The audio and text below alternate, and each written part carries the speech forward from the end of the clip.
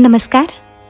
एक तरी ओवी ज्ञानेशांची हे डॉक्टर वीरा करंदीकर आणि डॉक्टर हेवी इनामदार यांचे पुस्तक. आकाशवाणीवर झालेल्या कार्यक्रमाच्या या पुस्तकावृत्तीचे आपण क्रमशः वाचन करीत आहोत. आजचा भाग, म्हणोनी मने काये वाचा, जो सेवकू होईल येचा, तो स्वानंद साम्राज्याचा चक्रवर्ती करी. ज्ञानेश्वरीतील अध्याय 18, ओवी क्रमांक 1668. इथून पुढं ज्ञानेश्वरांनी गीतेचा महिमा मोठ्या बहारीनं वर्णन केला आहे. जो साधक मनानं, शरीरानं आणि वाचेनं या गीतारूपी देवीचा सेवक होईल, त्याला ही देवी स्वानंदरूपी साम्राज्यपदाचा सार्वभौम राजा करील, असा या ओवीचा भावार्थ आहे.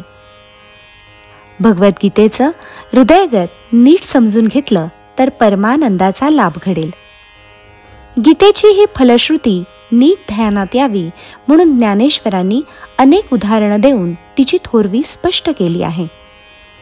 गीतेचे एकूण 18 अध्याय आहेत आणि त्या 18 अध्यायात मिळून एकंदर 700 श्लोक आहेत. या श्लोकांविषयी अनेक सुंदर कल्पना ज्ञानेश्वरांनी मांडल्या आहेत. हे श्लोक म्हणजे गीतारूपी आकाशातलं परमामृत आहे. गीता ही आत्मराजाची जणू सभा आहे. त्या सभागृहाला हे 700 श्लोकांचे खांब लावलेले आहेत. फार काय सांगावं, हे 700 श्लोक म्हणजे सप्तशतीचे मंत्र आहेत आणि त्या मंत्रांनी प्रतिपादन केलेली गीता ही साक्षात भगवती देवी आहे. या देवीनं मोहरूपी महिषासुराचा वध केला आहे आणि त्यामुळे ती आनंदित झाली आहे. संसाराच्या वाटचालीत अविद्या किंवा अज्ञान हाच अंधार असतो, पण गीता देवीच्या सच्च्या सेवकाला त्या अंधारावर मात करता येते. आणखी असं की संसाराची ही बिकट वाट असते. या मार्गावरून चालताना थकवा येतो, दमछाक होते, अंमळ विसावा घ्यावा असं वाटू लागतं. अशा वेळी गीतेच्या मांडवाखाली विश्रांती घेता येते.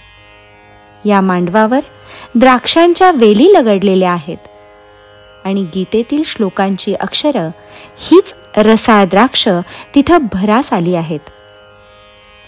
वाटसरूला त्या द्राक्षांचा आस्वाद घेता येतो. प्रपंचातली दुःख दूर व्हावीत आणि परमार्थातला आत्मानंद मिळावा अशी साधकाची इच्छा असते. अशा साधकानं भगवद्गीतेची कास धरली तर तो परमानंद त्याला निश्चित लाभेल असा विश्वास ज्ञानेश्वरांनी इथे व्यक्त केला आहे.